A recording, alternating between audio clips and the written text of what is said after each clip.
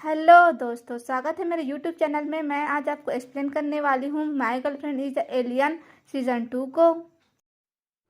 Episode 10 में हमें दिखाया जाता है कि फैंगलैन जैसे एक लैब करता है कि सारी लाइट चालू हो जाती है। ये देखकर सायोकी फैंगलैन से इम्प्रेस हो जाती है। फैंगलैन सायोकी को बताता है कि हमारी कंपनी का ही मॉल है, तुम जब चाहो यहाँ पर आ सकती हो। फैंगलैन सायोकी को शॉपिंग करवाता है और वह ड्रेस दिलाता है जो सायोकी को पसंद आया होता है। नेक्स्ट सीन में हमें सबू और फैंगली को दिखाया जाता है जो बहुत ज्यादा ड्रंक होते हैं। फैंगली आसमान की ओर देख उसे कहता है कि उसे स्टार्स दिखाई नहीं दे रहे हैं। इससे सबू अपने पावर का इस्तेमाल करके फैंगली को स्टार दिखाती है, जिससे फैंगली उसे स्टार बनाने लगता है। इसे देखकर सबू अपने पावर से उसका नाम लिखती है और उसे हवा में उड़ा देती है, जिससे फैंगली उससे इम्प्रेस होता है और उसे कहता है कि पता था कि तुम ऑर्डिनरी नहीं हो। इससे सबू को लगने लगता है कि फैंगली को यह पता चल गया है कि वह रोबोट है। इससे वह घबराने लगती है। तब फैंगली बोलता है कि मुझे पता था कि तुम बहुत स्मार्ट हो। इससे सबू स्माइल करने लगती है। तब फैंगली उसे किस करने के लिए आगे बढ़ने लगता है। तब सबू उसे रोक देती है। वहाँ पर फैंगली की माँ आ जाती है। देखकर उन्हें लगता है कि शायद वे सपना देख रहे हैं। जब फैंगली अपनी मॉम के पास जाता है तो उसे पता चलता है कि वह सच में उसकी मॉम है। इससे वह डर जाता है और अपनी मॉम को बोलता है कि सरप्राइज को मैं आ गया। लेकिन फैंगली की माँ जाओ समझ जाती है कि फैंगली झूठ बोल रहा है और वह फैंगली को लेकर वहाँ से जाने लगती है। लेकिन सबू उसे रोकती है और बोलती है कि आप फैंगली को इस तरह से लेकर नहीं जा सकते हैं। ली अडल्ट है, वह अपनी लाइफ का डिसीजन खुद ले सकता है। फैंगली की माँ सबू से बोलती है कि तुम कौन हो। सबू कहती है कि मैं फैंगली की गर्लफ्रेंड हूँ। फैंगली की मॉम को याद आता है कि इस लड़की को तो मैंने वीडियो कॉल में भी देखा था। उसे लगने लगता है कि शायद फैंगली इसी के लिए वापस आया है। अब वह फैंगली को ले जाने की कोशिश करती है, लेकिन सबू उसे ले जाने नहीं देती है और वह अपने बैग से निकालकर सबू को चेक बुक देती है और बोलती है कि तुम्हें जितना पैसा चाहिए ले लो, लेकिन मेरे बेटे से दूर रहना। तब सबू कहती है कि वैसे तुम्हारे पास कितने पैसे हैं? मुझे सायोकी से थोड़े ज्यादा चाहिए। इसे सुनकर जा बोलती है कि क्या तुम दोनों ने मुझे एटीएम समझ रखा है, और फैंगली को खींचकर ले जाने लगती है। वहाँ जाते जाते सबू से चेक बुक भी ले लेती है। नेक्स्ट सीन में सायोकी और फैंगलैन मॉल से आ रहे होते हैं, जहाँ पर सायोकी ने मॉल से सिर्फ स्नैक्स लिए थे। उसने कोई भी एक्सपेंसिव चीज नहीं लिया था, जिसे देखकर फैंगलैन सरप्राइज होता है। दोनों चल के आ रहे होते हैं। सायोकी को सबू का कॉल आता है तो फैंगलैन को बताती है फैंगली को उसकी मॉम लेकर चली गई है। फैंगलैन सायोकी को अपने घर जाने को बोलकर खुद अपने घर चला जाता है। फैंगलैन घर पहुंचकर फैंगली से मिलने जा रहा होता है, लेकिन जाओ उसे रोक देती है और बोलती है ली वापस आ गया है, ये बात तुमने हमसे क्यों छुपाई। तब फैंगलैन बोलता है फैंगली अभी अडल्ट है, वह अपनी डिसीजन खुद ले सकता है, तुम्हें उसके लिए कोई भी चीज डिसाइड करने की जरूरत नहीं है। उसके पापा इसमें बोलते हैं कि फैंगली अडल्ट हो गया, लेकिन वो अभी भी यंग है और वह गलत डिसीजन भी ले सकता है। जैसे कि तुम भी कंपनी के मेकअप डिपार्टमेंट में काफी पैसे लगा रहे हो, तुमने रिसर्च डिपार्टमेंट भी सेटअप किया है। क्या होगा अगर ये सारा पैसा डूब जाए और तुम रिग्रेट करो। फैंगलैन बोलता है कि आपको पता है कि आपने मेकअप डिपार्टमेंट इसके लिए सेटअप की थी, और आपको पता है कल कौन सा दिन है, और शायद आपको इस चीज से कोई फर्क नहीं पड़ता है। तो बोलकर फैंगलैन वहाँ से चला जाता है। यहाँ पे हमें पता चलता है कल फैंगलैन की मॉम की डेथ एनिवर्सरी है, जिसके बारे में उसके पापा को याद होता है, लेकिन वो उसे नहीं बताता है। इसलिए सायोकी फैंगलैन के घर के दरवाजे को नॉक करती है और वह दरवाजा नहीं खोलता है। वह हान को कॉल करके फैंगलैन के बारे में पूछती है। हान सायोकी को बता देता है कि आज फैंगलैन की मॉम की डेथ एनिवर्सरी है और आज के दिन वह किसी से भी नहीं मिलता है। सायोकी उसे पूछती है कि वह कहाँ पर होगा। हान उसे बता देता है कि वह कहाँ है। बाद हमें फैंगलैन को एक अम्यूजमेंट पार्क में दिखाया जाता है, जहाँ वह अकेला बैठा हुआ होता है। सायोकी वहाँ पे आकर फैंगलैन को अकेला बैठा हुआ देखती है और सोचने लगती है कि वह फैंगलैन के साथ कैसे बात करे। वहाँ पर फैंगलैन आ जाता है और उसे पूछता है कि क्या तुम मुझे ढूंढ रही हो। तब सायोकी उसे हाँ बोलती है। फैंगलैन सायोकी को बोलता है कि मैं तुम्हें घर छोड़ देता हूँ। सायोकी बोलती है कि हम यहाँ पे आए हैं तो थोड़ा घूम लेते हैं, लेकिन तभी पार्क बंद होने की अनाउंसमेंट होती है। वह देखकर सायोकी ऑफिस में बात करने के लिए जाती है और वहाँ के मैनेजर को थोड़ी देर बात बंद करने के लिए बोलती है। वह मैनेजर को मना लेती है। फैंगलैन के साथ काफी सारे राइड्स में घूमती है। किसी तरह फैंगलैन की स्ट्रेस रिलीज करवाने की कोशिश करती है। वो लोग मेरी-गो-राउंड पे होते हैं तो फैंगलैन फिर से सैड हो जाता है। फैंगलैन बताता है यहाँ पर मैं और मेरी मॉम आया करते थे। मेरी मॉम हमेशा मेरे से आगे बैठती थी और मैं पीछे बैठकर उन्हें पकड़ने की कोशिश करता था, लेकिन उन्हें मैं कभी नहीं पकड़ पाता था। लेकिन सेम अब लाइफ में मेरे साथ ऐसा हो रहा है।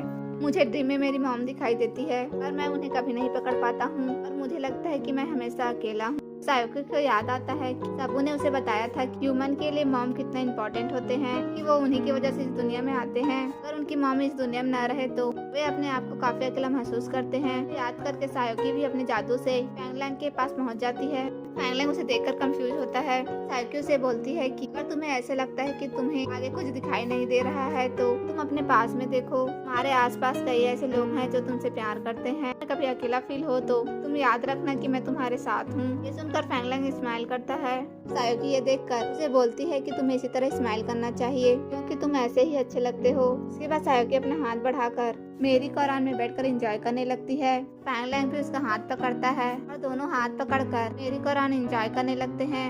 जैसे में हमें दिखाया जाता है कि दोनों काफी ही ड्रंक हो चुके हैं और अजीब से बातें करने लगते हैं। दोनों एक फैंटेसी वर्ल्ड में पहुंच जाते हैं। ये दोनों टाइटैनिक में पहुंच जाते हैं। कभी वे टाइटैनिक के हीरो हीरोइन की तरह रिएक्ट करते हैं, कभी रोबोट्स की तरह, तो कभी एंसाटेरम पहुंच जाते हैं। कभी ये दोनों किस करने ही वाले होते हैं। तब पर एक बच्चा आकर उन्हें इंटरप्ट कर देता है। फैंगलैंग वहीं पर सो गया होता है, इससे सायोकी उसे अपने घर ले जाती है। नेक्स्ट डे जब फैंगलैंग उठता है तो देखता है कि वह सायोकी के घर में होता है, जहाँ वह देखता है कि सायोकी ने वहाँ पर अपने और फैंगलैंग की काफी सारे मोमेंट की फोटो लगाई होती है। अलग अलग नोट से लिखे हुए होते हैं। यहाँ पर वह एक पिक्चर को पकड़कर देख ही रहा होता है। वह पिक्चर उसके हाथ से गिर जाती है। पिक्चर को उठाने जाता है कि तभी वहाँ पर सायोकी आ जाती है। यह देखकर जल्दी से फैंगलैंग से वह फोटो ले लेती है और उसे ब्रेकफास्ट करने के लिए जाने के लिए बोलती है। बाहर जाकर फैंगलैंग सोचने लगता है सायोकी मेरे बारे में बहुत टाइम से सोच रही है और वो मेरे बारे में नोट्स भी लिखती है। लेकिन सायोकी ने उस फोटो के पीछे लिखा हुआ होता है कि उसने कब कब हार्मोन्स कलेक्ट किए हैं। बाहर हान भी उसे ऑफिस ले जाने के लिए आया होता है। जब फैंगलैंग ब्रेकफास्ट करने के लिए बैठता है तब मिस चाय बोलती है कि ये सारा ब्रेकफास्ट सायोकी ने तुम्हारे लिए बनाया है। वो भी सुबह सुबह उठकर कि ये सब मिस चाय ने बनाया होता है। चाय फैंगलैंग से पूछती है कि मैं सायोकी के अंदर क्या दिखाई देता है। तब फैंगलैंग बोलता है कि सायोकी मुझे बहुत ही चेयरफुल पर्सन लगती है, लेकिन वह बहुत ही इमेजिनेबल है और वह बहुत रेकलेस है। सायोकी के बारे में ये सब बोल रहा होता है, लेकिन सायोकी फिर स्माइल करने लगती है। सायोकी सबू को उदास देखकर फैंगली के बारे में पूछती है। फैंगलैंग बताता है फैंगली को उसकी मॉम ने घर के अंदर कैद कर लिया है और उसका फोन भी छीन लिया गया है। वो शायद उसे वापस अब्रॉड भेज देगी। सबू परेशान होकर फैंगलैंग से पूछती है कि उसकी पेंटिंग का ड्रीम का क्या होगा। फैंगलैंग बोलता है कि तुम चिंता मत कर, मैं उसे हमेशा सपोर्ट करूंगा। तभी हान को कंपनी से कॉल आता है, जिससे वह फैंग को बोलता है कि हमारा ड्रीमेबल फिल्म बन चुका है, इसलिए हमें अभी जाना चाहिए। दोनों वहाँ से चले जाते हैं। फैंगलैंग के जाने के बाद चाय सायोकी से बोलती है कि फैंगलैंग की बातों से मैं समझ गई हूँ कि तुम्हारे बारे में जरूर सोचता होगा। अब तुम्हारे रिलेशनशिप को नेक्स्ट लेवल पर ले जाना होगा। फैंगलैंग को फोर्सफुली किस करके इसे सुनकर सायोकी शर्मा जाती है।